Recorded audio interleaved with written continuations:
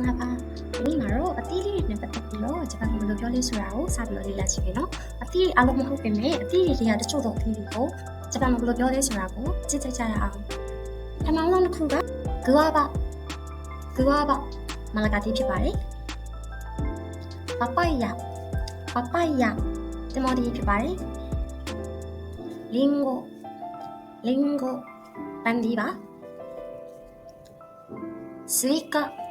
スイカピエリバイチゴストロベリーディババナナだから皆さんの名前について発表できます